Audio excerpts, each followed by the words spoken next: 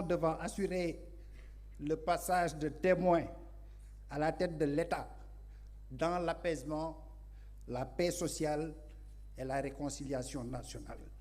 C'est pourquoi nous sommes là à vos côtés. Nous sommes là et nous sommes venus également avec des inputs que nous détaillerons bien sûr lors des travaux. Notre coalition, la coalition John 2024, réitère son souhait qu'il n'y ait pas d'interruption du processus électoral, par respect du principe des droits acquis. Que faire, Monsieur le Président, des candidats qui sont aujourd'hui validés par le Conseil constitutionnel? Je pense qu'il est important que ceux qui sont validés puissent continuer dans le processus tel qu'en tout cas il est souhaité. C'est peut-être ce manque de précision qui a fait qu'aujourd'hui, vous n'êtes pas avec les autres candidats. Si la chose avait été bien précisée, je pense que le consensus serait déjà obtenu. Cela ne veut pas dire que tout doit être fermé. Bien sûr, dans le respect d'abord des droits acquis.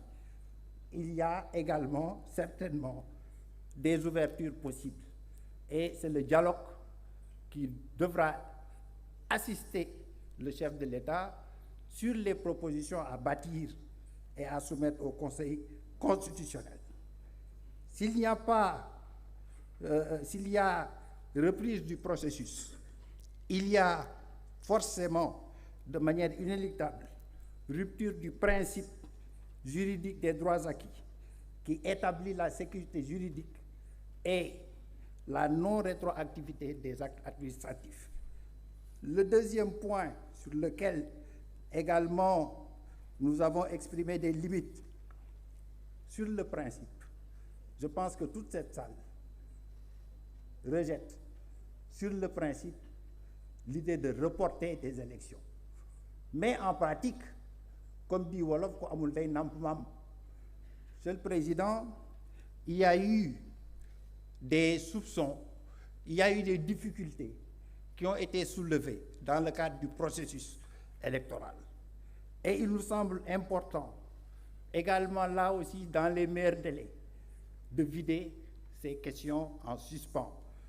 Nous ne disons pas que le temps juridique et le temps politique, non. Mais dans les meilleurs délais, il va falloir y réfléchir pour libérer d'abord ceux qui sont soupçonnés. S'il n'y a rien, comme nous disons, si rien ne fermente, la fermentation n'a pas de sens. S'il n'y a rien, qu'on le dise. S'il y a problème, le droit sera dit. Mais ce flou constitutionnel pose problème.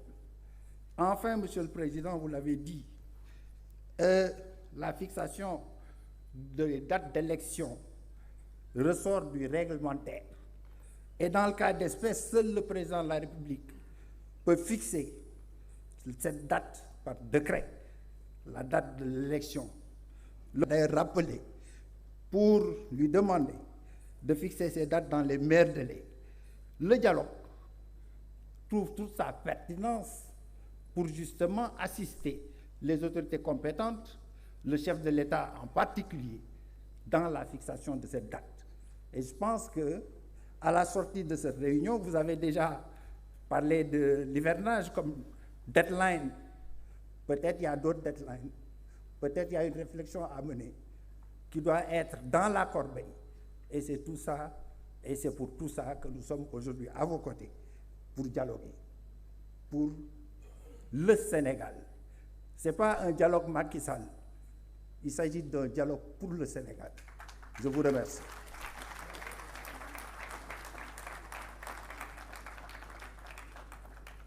Merci beaucoup, Monsieur le Premier ministre et candidat à l'élection présidentielle. Je voudrais à présent inviter Monsieur le Premier ministre